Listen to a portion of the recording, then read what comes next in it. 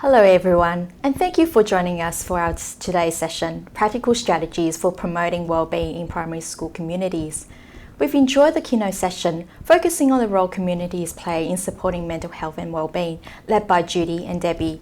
And we look forward to unpacking some of the themes around learning communities together in this session. We are conscious, as Judy and Debbie mentioned, that we're currently working in schools in complex and uncertain times. More than ever, we know supporting wellbeing is a core priority for all of us at the moment, and we look forward to sharing some practical strategies for supporting mentally healthy communities and hearing your ideas too as we navigate through this unique year. My name is Joyce Tam, Senior Clinical Consultant with the New South Wales Headspace School team. My background is a psychologist working in a range of clinical and community settings.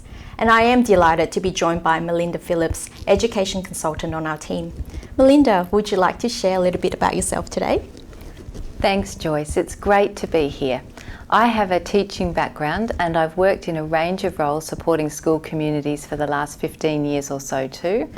And I wanted to take the opportunity to say that we're talking about mental health in whole school communities today, and this includes us as staff too. So take the opportunity, we'd like to invite you in the next 50 minutes or so to think about your own wellbeing and self-care too.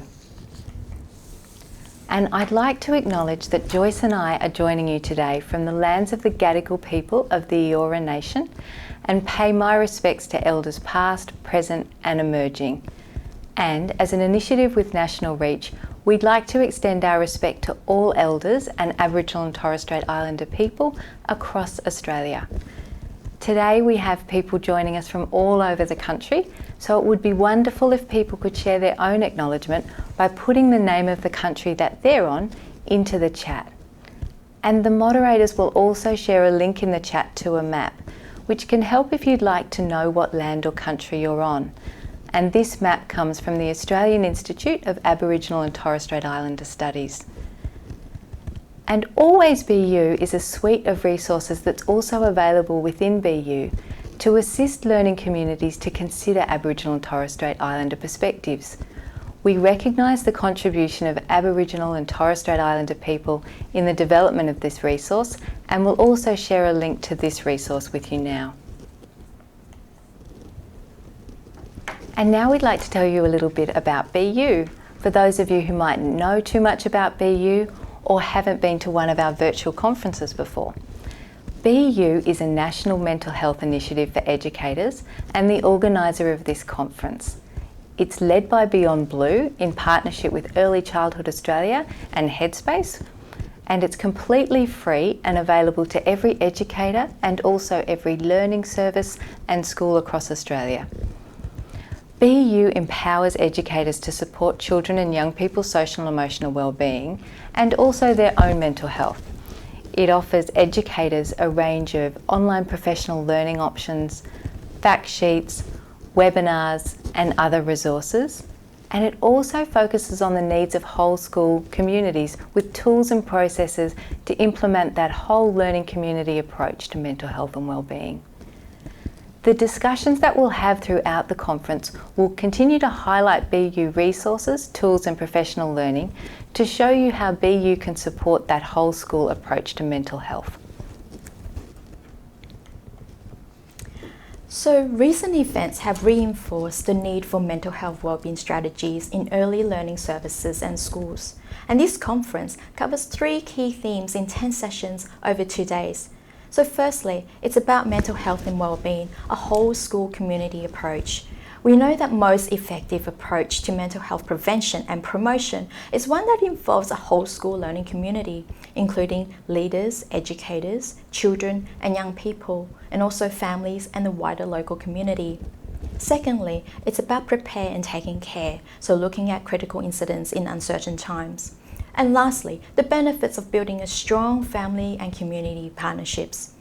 So most of the sessions in a 2 days conference are aimed at learning stages, so early learning, primary school and secondary school, and this session is relevant to primary school communities. So Mel, what will we be talking about today? Well, we'll be taking the opportunity to explore how a range of people across our schools can contribute to that mental health and wellbeing of the whole community. We invite your contributions in the chat box too, so please do send your comments in, and we'll have some time at the end for questions, so please send them through. BU has so much to offer in this session, and as we've mentioned, our moderators will be sharing links to help you navigate around BU with some specific ideas about things that we've been talking about. And more specifically, we'll be looking at 5 things today. So firstly, why are partnerships important in schools to support mental health and wellbeing? Who should we partner with at our school? What community needs can we identify, and why are these an important consideration for us? What risk and protective factors might we consider? And finally, what are some practical strategies and ideas that primary schools have used to build and sustain these mentally healthy communities? And we look forward to sharing these strategies with you from schools, both from the last few months and also how they've been managing in earlier times too. And strategies that work for you at your school may work for others too. So please do use the chat box to share the great things that you're doing at your school. So thank you very much for that, Mel. So we've just mentioned about the chat box, and another way we encourage you to interact with us is actually via the poll that we'll be running throughout the session. So the first poll will give us a sense of who's joining us today, and further polls will enable you to share your thoughts on other issues with us too. So please let us know where you're joining us from today. And whilst you reply, I just wanted to let everyone know that BU team are also based across Australia, with consultants supporting schools and early learning services in every state and territory. So now I'm just going to check the poll. Okay.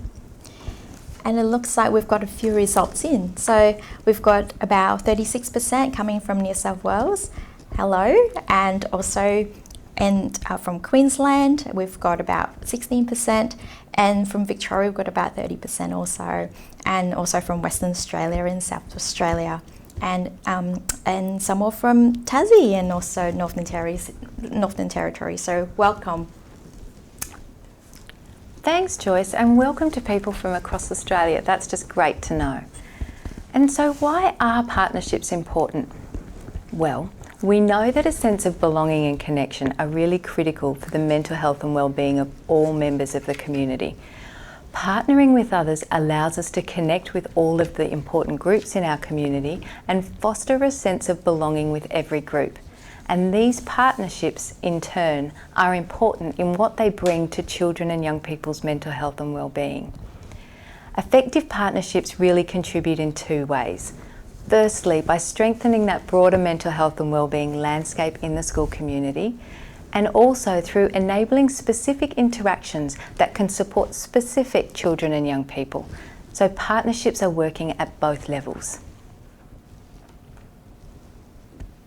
And in looking at the elements on the next slide, this slide, firstly, as mentioned in the keynote presentation, partnerships are key to strengthening the protective factors available for each child and for our school communities as a whole.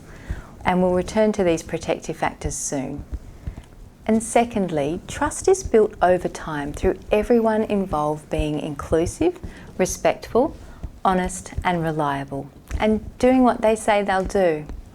Our work in schools is relational, and we're constantly working to strengthen relationships with each other and with our families at a range of different levels, with our office staff, executive staff, with our teachers and support staff too. This means that in challenging times, we've got those trusting relationships built that can allow us to have what might be a difficult conversation, to support families through some challenging times they might be experiencing, and to continue to develop and evolve those relationships with families as children develop and change over time.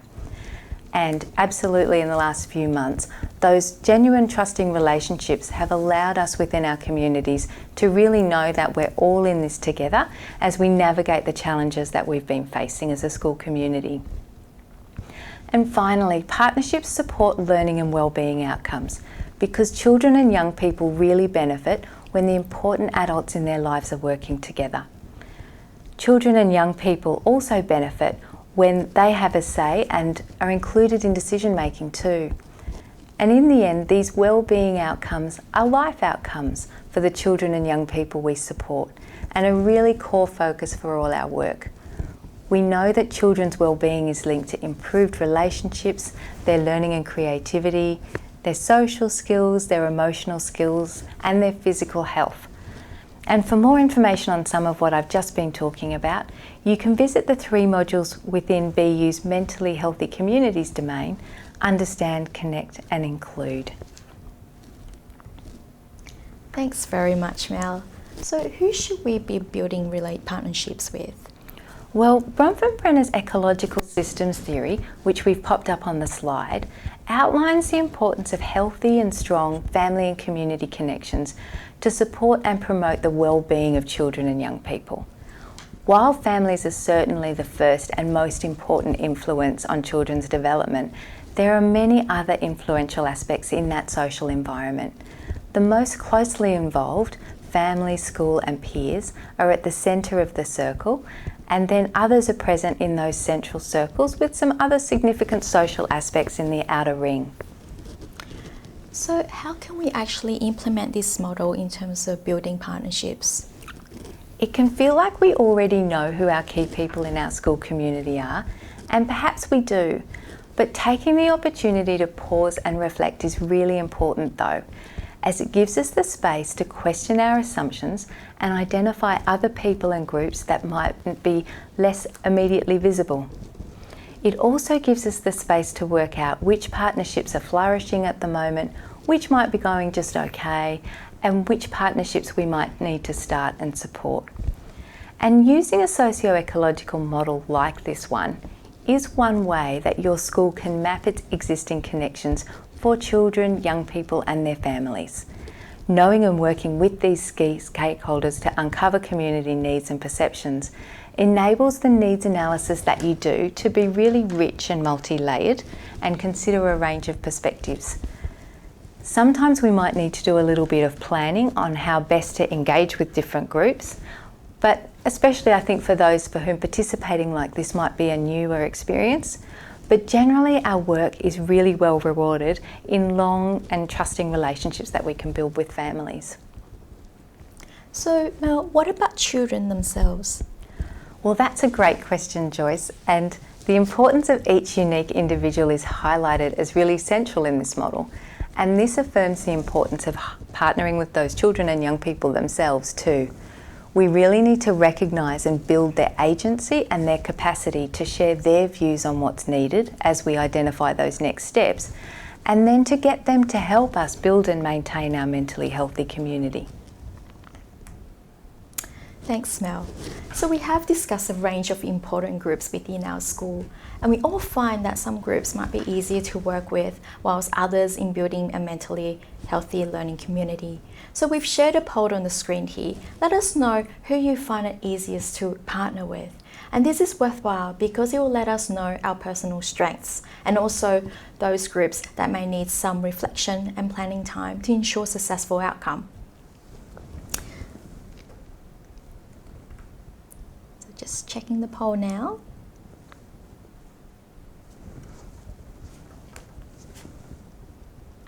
Maybe scroll up.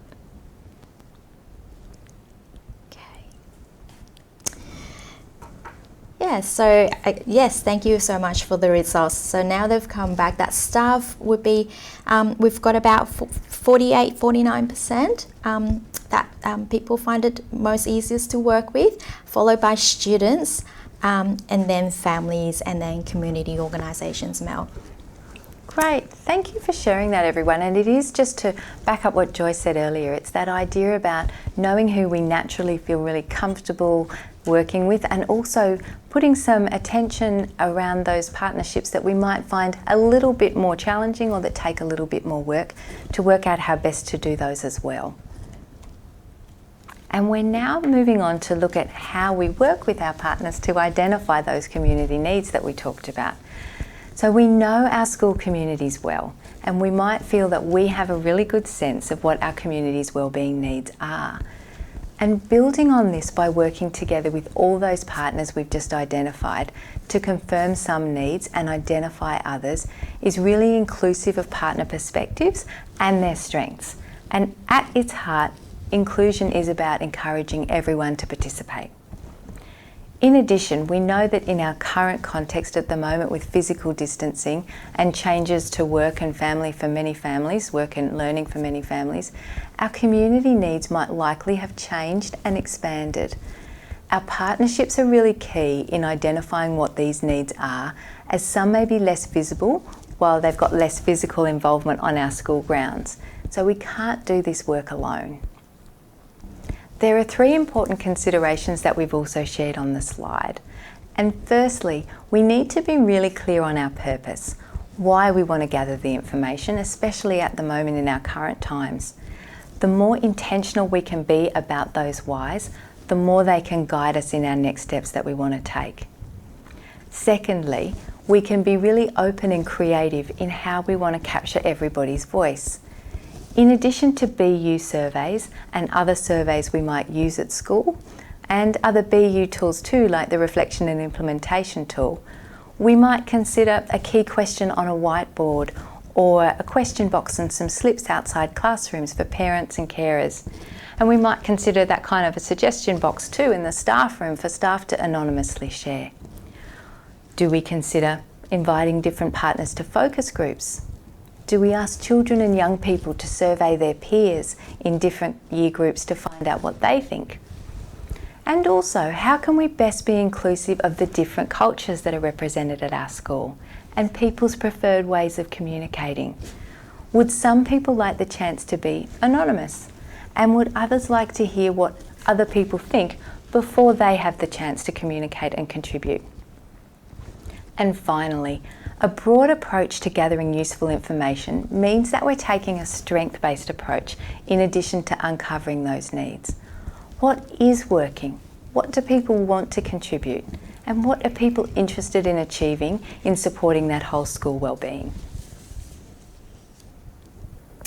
So thanks, Mel, and we'll be sharing a link of the BU tools mentioned in the chat box. So Mel, we looked at risks and protective factors in the keynote presentation. Is there anything else you would like to add? Well, as mentioned in the keynote session, throughout anybody's life course there are a range of influences and events, both positive and negative, that impact an individual's mental health. And these are known as risk and protective factors. Risk factors for young people's mental health and well-being really can increase the likelihood of mental health issues developing during childhood and also beyond. And protective factors, on the other hand, decrease the likelihood of mental health issues and build and maintain resilience, even when those risk factors are present. Enhancing individual, family and environmental protective factors means that young people are less likely to be vulnerable because they're receiving that acceptance and warmth and support that is required for learning, for social and emotional development and for building resilience. And it's really important to remember too that these lists aren't prescriptive and they don't determine the outcomes for any particular child or young person. Everyone is different and it's often a combination of factors that can contribute to a mental health issue. So while risk factors might often indicate circumstances that severely challenge a young person's mental health and well-being, predicting whether an individual might develop a mental health issue isn't straightforward. For example, sometimes risk factors can result from an isolated event. But more often, however, several risk factors might combine with one another, and it's their combined effect that can lead to issues. For example, for a young person, a difficult transition to school, coupled with poor connections at school and a sense of social isolation, could mean a child or young person is more vulnerable to developing a mental health issue. But what's really exciting to know is that the evidence shows that school communities and effective partnerships with parents and carers can really maximise those protective factors and at times address risk factors for the children and young people within our community. Thanks, Mel. So what risks and protective factors are relevant for each school community? Well, they're so unique to each school's context, and it's great to identify what these are in partnership with other key people in the school. The views of the action team are really important, but so are those of other staff, families and other key members in the community. Working together to identify these risk and protective factors as a community for the community really supports buy-in and commitment from others as we make plans and enact those plans across the school. So this process is a really shared work. It provides a really solid foundation for the shared work to come that we'll do as a school. And we'll share some links to some related resources in the chat.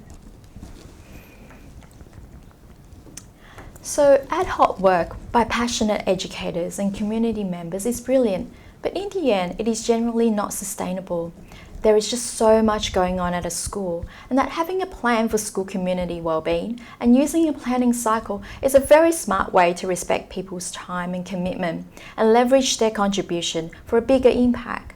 How can partners remain involved in different ways beyond the first step that we've discussed, identifying communities' needs? Well, you've identified something really important, Joyce, because at times with so many plans going on in schools, it can be a really challenging task due to everyone's competing demands and our own limited time. However, this only makes it more important to consult with others the whole way through, because it helps us identify the best way to do things without needing to double back and try another strategy, although we've all been there and done that too. We only ever have some of the information, and by bringing other people in, we can find out the information that they have too. And importantly, when people change roles at schools, as happens in schools, it means that there's a plan that's not tied to one person's knowledge and experience, but it's a plan that's shared. And to answer your question, Joyce, inviting feedback on newly developed plans from family and the community is a really valuable step, and it demonstrates that commitment to partnership. This might include specifically seeking the voices and comments of those that might be less visible to ensure that all people are included. And in addition, some groups can be ongoing partners, and this might be the executive team, the positive behaviour team, and others. Reach out and keep partnering to bring people along with you. Okay, so what about taking action steps, Mel? Well, that third part, the taking action step, is the fun part. And using action plans to guide actions provides direction and structure to team members and partners and allows the work to be understood by others and not hidden behind a plan. Remember, plans aren't fixed either, and they can be modified while in action. And our current context is a really perfect example. There would have been some beautiful wellbeing plans created in Term 4 last year for 2020. And while the ideas of those would likely still have underpinned the work of schools in the last few months, they will have been modified. And responding to changing circumstances with an adapted plan is a really smart move, as it helps everybody to feel reassured that wellbeing is still a priority and that thoughtful work is being done. Okay, and finally, reflection on how things have gone. Thank you, Joyce. And this final step is really important. Often in the busyness of school, taking the time to pause and reflect can feel like a luxury, but it's anything but, because taking the time to reflect helps teams to talk about what worked and what didn't, and what needs to happen next.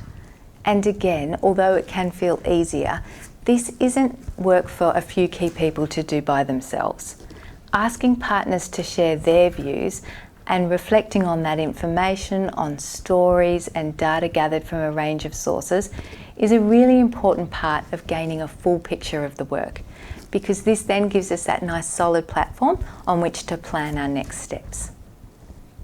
That's great, and this provides some ideas for the 2020 action plan. So now let's look at some school examples. Yeah, that'd be great. It'll be good to move on and talk about schools. And we'd like to spend the remainder of the session sharing with you some of the strategies that have been undertaken by school teams with key partners in the last few months, with parents and carers, community providers, students, and of course, staff.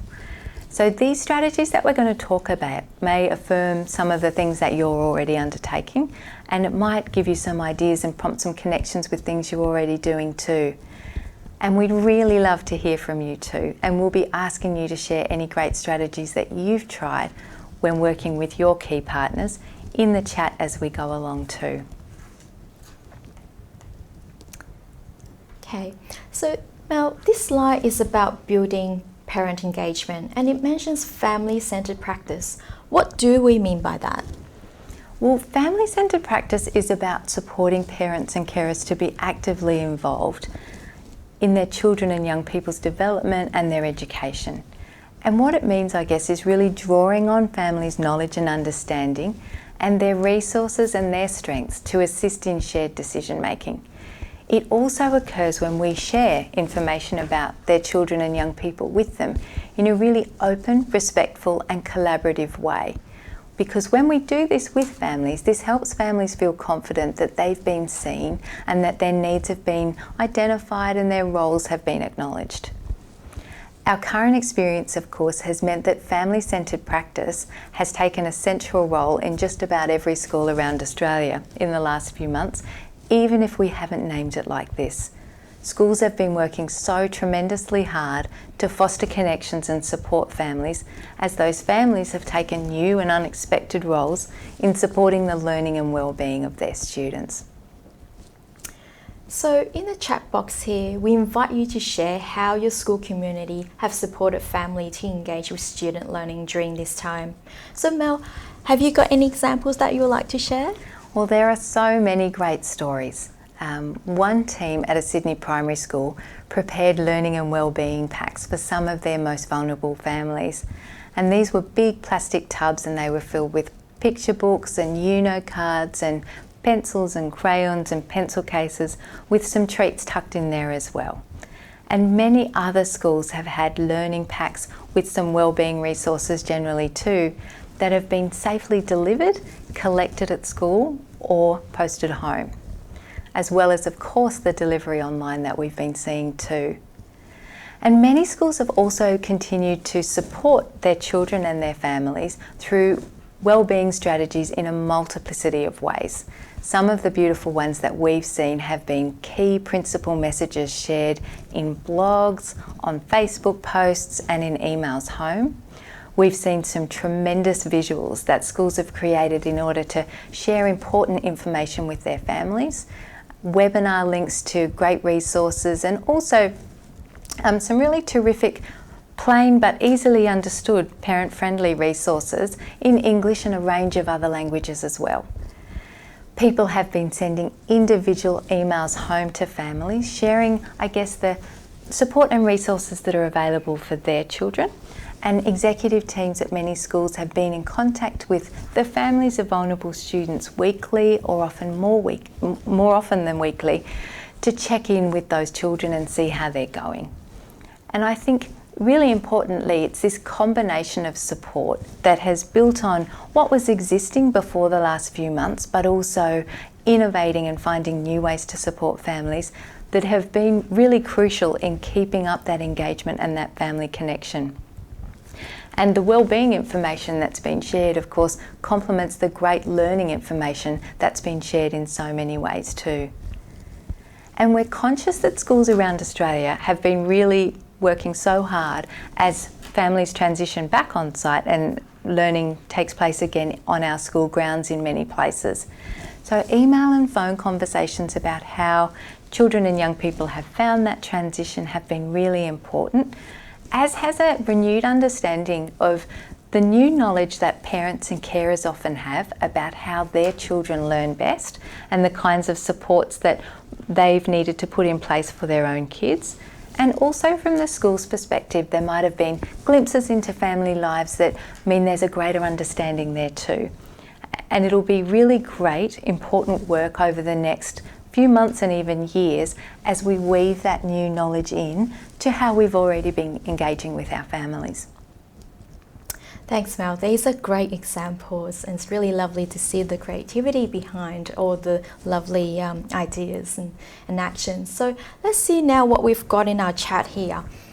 So we've got a few comments coming in. So thank you so much for your comments, George. So providing laptops and internet connection where that wasn't present before, and ensuring that all were connected remotely. Oh, that's fantastic, because we know it's an assumption that everybody has internet access within family homes. So that's a terrific initiative to hear about.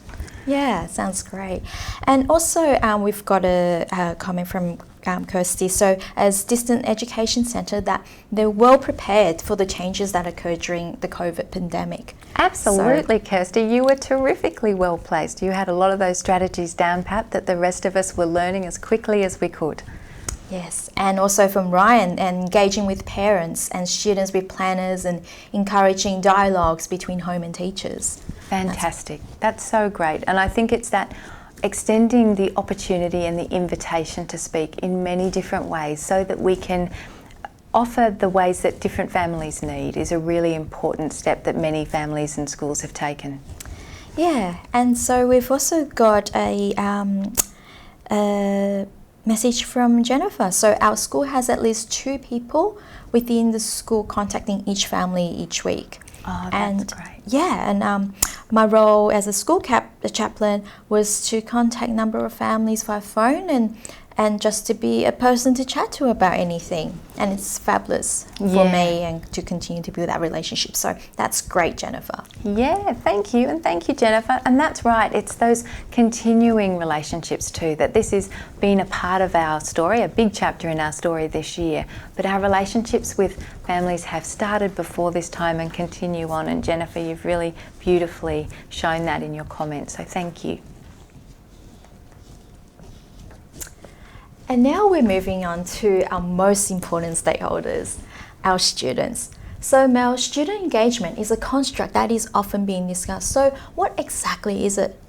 Well, student engagement has been defined in a range of different ways, but often it can be seen to involve 3 interconnected dimensions: behavioural, emotional, and cognitive.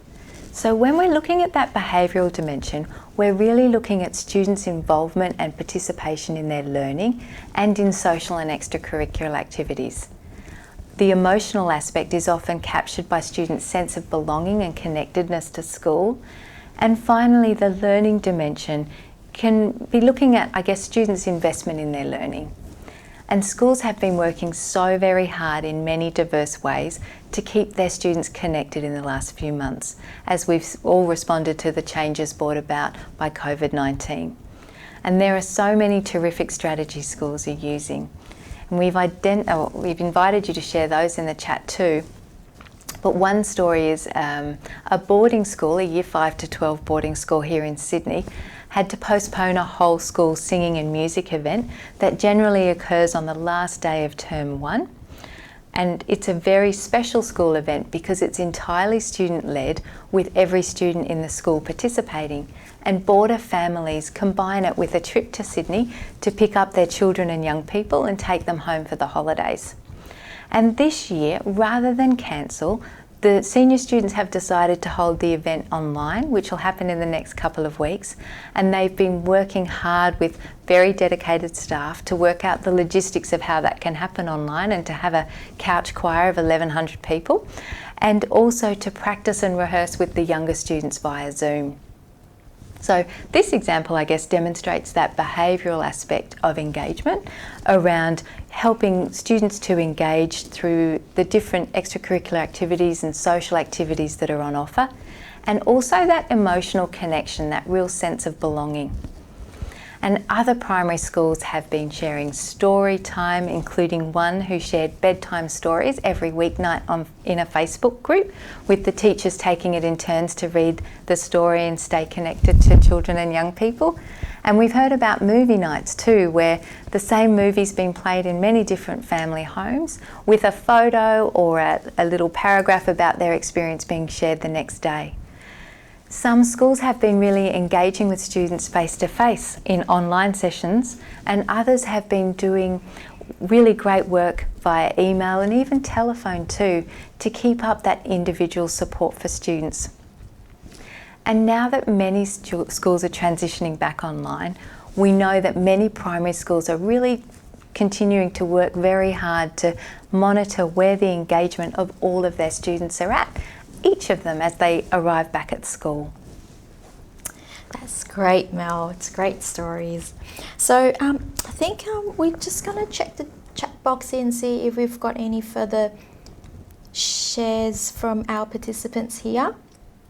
And keep them coming, because we'll be reading through them, and we really enjoy our interactions through our chats here. Great, and I think it's really important too to know that each of these strategies have worked well for some schools, but you'll know what works best for your school and what works best for your school community, because every school community is different and has done some really terrific things to keep that sense of connection.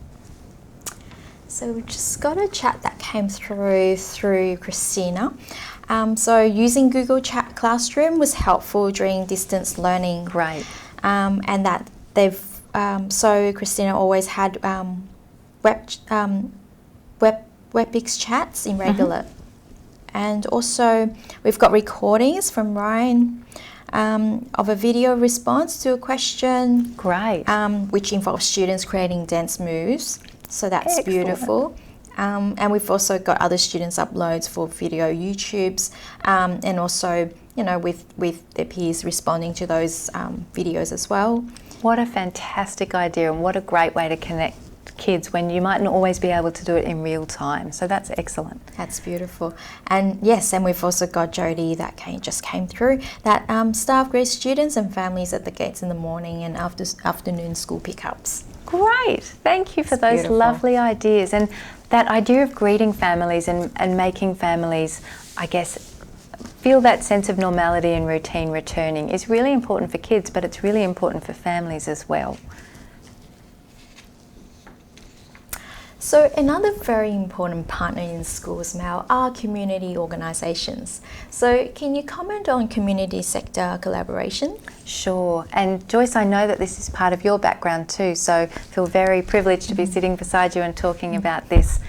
Community organisations play a really important role in delivering many services to children and young people and their families, and also other groups that might be in the community, such as survivors of family violence or the aged. And by partnering with community organisations, schools enable services and resources to be more accessible for their families, but also they provide opportunities for children and their families to contribute to their community. So it's a two-way street. And I guess it's a really important piece of work at the moment for us as well, because we know that many children and families through the last few months have experienced changes in their living circumstances that might mean those community connections are more necessary than ever. So now we will invite you to share your examples of how school collaborates with community service organisations and other participants in the chat. And Mel, do you have any examples for us too? Yes, I'd love to share an example from a Sydney primary school community who, like many of our schools, has many families with first languages other than English, and they work really hard, like so many other schools do, to be inclusive and welcoming of all of the families in their community. And one successful strategy that they've used is a Mother's Day brunch, and they've invite many different people, so mothers and grandmothers and aunties and carers and other special friends along to this brunch, which is attended not only by people providing hair and makeup stalls and massage stalls alongside some really beautiful food, but also by community service agencies who have their own stalls and the wellbeing team at the school too. And one year this was so successful for the local women's health service that they formed some really nice relationships with women on the day, and they were able to follow this up further down later in the term with some workshops on site at the school for these women, and the school provided childcare. Thanks, Mel. And sounds like the school's doing a great job with the local community agencies. And now, so we've got some chats going on here. So let's see what we've got from our participants here. And I think as we're just waiting for those to come through, as I mentioned, it is a really important time for us to have our relationships with our local community agencies. And for some of us, that might be that those relationships are already established and we're drawing on existing connections that we have already made. But it's also a really terrific time to be reaching out and building new connections and new relationships with the community agencies in our area, as in the next sort of 6 months and into next year, we do provide that support that our families might need in linking them to different services. Yes, and look, Mel, we've got a comment from Lucy. So remembering to include the outside school hours care service in all communication collaborative partnerships. Fantastic. And we've also got a comment made by Emma Louise, so that we have the Noongar Sport and Wellbeing team come in one lunchtime a week and to play traditional Aboriginal sport, and they come in twice a week after school for Aboriginal Students Homework Club. Oh, they're both such tremendous examples. It's really great to have that support for homework in different contexts and from people that really understand what's going on for kids, and to provide that alongside also the after school care options that you mentioned, and really bringing that partnership to the centre of the work we do is great too, because we know how many children and young people are supported by our after school and before school services, as well as by community members from their own communities. So thank you. Yes, thank you. And Emma also added that bilingual storytelling by parents for the Harmony Week. So oh, beautiful. Those are wonderful That's examples. a great idea too. Thank you for sharing. So now and finally, it's talking about staff. And how can schools, partner their own staff and support their wellbeing, Mel? Oh, well, thank you, Joyce. And this is such a crucial topic. First and foremost, staff wellbeing is important in and of itself. But also, we know that a focus on staff wellbeing can really aid in then the staff in turn having their focus on students' wellbeing. Schools are systems, and the wellbeing of people in all parts of the system contribute to the whole. So staff wellbeing is always important, but we also know because of the events of the last few months that it's now a top priority for school executive teams and indeed whole school systems right around Australia. And we've all had a big few months with a lot of uncertainty. And stress is a normal human reaction to life's changes and challenges, and can be a response to a single event, or it might be prolonged and cumulative. And some stress is okay, but in times filled with change and challenge, stress can become overwhelming and might impact on our health, on our relationships, on our learning, and even on our capacity to fill our lifetime roles, our working, partnering, being a good friend and caring for others, studying and parenting. BU has a really strong emphasis on staff wellbeing that's threaded throughout the framework, and there's fact sheets, there's resources, there's links to other services which are really important too, and schools can share these with their staff as one strategy for showing, I guess, some ways to support at the moment with what's going on. So some great ideas have already been shared in the chat box on this important topic, so keep sharing. Now, Mel, what have you got for us for here? Well, it's one of my favourite topics, so I'm really glad you asked. One school, for example, decided to support their staff by forming small groups as they went offline. So some staff stayed on the school grounds and some people were working from home. And this school formed groups across different occupations within the staff. So maintenance and support staff, teaching and executive staff, and administrative staff were all split into these groups that were encouraged to meet online once a week during school time and to just have some time together and talk about anything but school. Other schools have prioritised the time for executive staff to make contact with each staff member and check in how they're going. And still others have done weekly check-ins that might include wellbeing amongst other topics in online surveys to track how people are going week to week.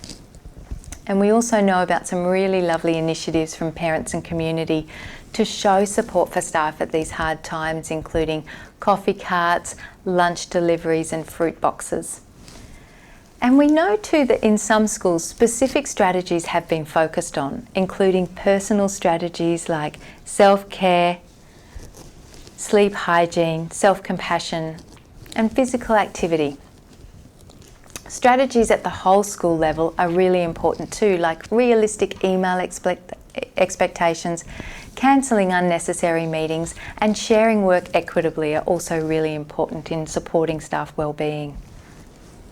Thanks, Mel. And we've got some fabulous stories here from our chat box here. So we've got from Kate, so staff appreciation board in the staff room with pictures of one staff each week, and everyone puts in a positive comment. That's a great idea. It's a great idea. Yeah, and staff mindfulness before school from Emma Louise. Yeah, thank you for that. Thank you for sharing those. And I think it is those small strategies that build up over time that make such a difference. Absolutely, Mel. And thank you so much for sharing, everyone, and Melinda for your presentation. Are there any final words that you would like to leave us with? Well, working in partnership across the school community, including those that might be a little bit less visible, ensures that everyone has the chance to have a say, to belong, and to feel connected. Children and young people really benefit when the important adults in their lives work together, and these partnerships strengthen protective factors, they build trusting relationships, and they improve wellbeing and learning outcomes. So as we've just discussed, promoting mental health and wellbeing in everyday practice is an integral step creating and maintaining a mentally healthy learning community. Planning and working on simple strategies can be a great way to continue focusing on wellbeing during these uncertain times.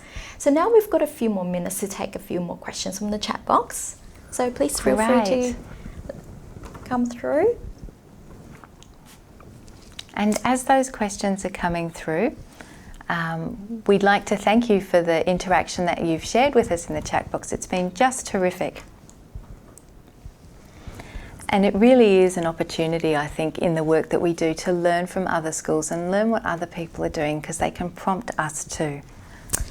Okay, so thank you, Joy. We've just got a question that popped through. So in SA on-site schooling has happened from the beginning of the term, but we have not been allowed parents on site. So any ideas to connect with our parent community when we don't really see them physically? So Mel, what's your comment on that? Well, thank you, Joy, for sharing that with us. And it might be some of those strategies that we mentioned earlier. And while we're all struggling with the challenges of physical distancing, and it can feel really difficult to find ways to connect with our parents, it might be some of those activities that we can do with families as a whole. So the story time that was mentioned earlier, or a movie night with then families sharing pictures or little comments on the movie to be shared in a class blog or a school blog the next day. And also the opportunity for families to come together online, if that is possible, to have the opportunity to share their views and ask questions of the principal or the executive team and others as well. And I think we can't overlook the importance of sending messages home in our school bags as well if we need, just to share our plans and what we're doing so that families feel connected and that they know what's going on. And looks like we're nearly out of time, so thank you for that question, and we encourage you to continue to keep on engaging with BU, to learn more and to keep up to date. And we've got 3 suggestions on the screen at the moment. So if your learning community isn't yet implementing as a whole school community, we really encourage you to register online and get started with some support from a BU consultant like Joyce and I. If you're looking for resources to support you with a specific need or concern, such as adapting to change, visit the website at bu.edu.au. And finally, you can keep up with all of the information about BU resources, events, tools and tips on our Facebook, LinkedIn and Twitter channels. And also subscribe to the BU YouTube channel to receive video updates on BU too. So thank you everybody for your participation in the chat box. It's been terrific to hear about some of the great strategies that you and your school are utilising to support mental health and wellbeing, especially through these challenging times. And Mel and I have really enjoyed sharing the session with you today and hope that you enjoy the rest of the conference too. So thank you, Mel, for your presentation. Thank you. No, it's been terrific to share this with you. Thank you everybody for your contributions, and make sure you continue to take care of yourselves too.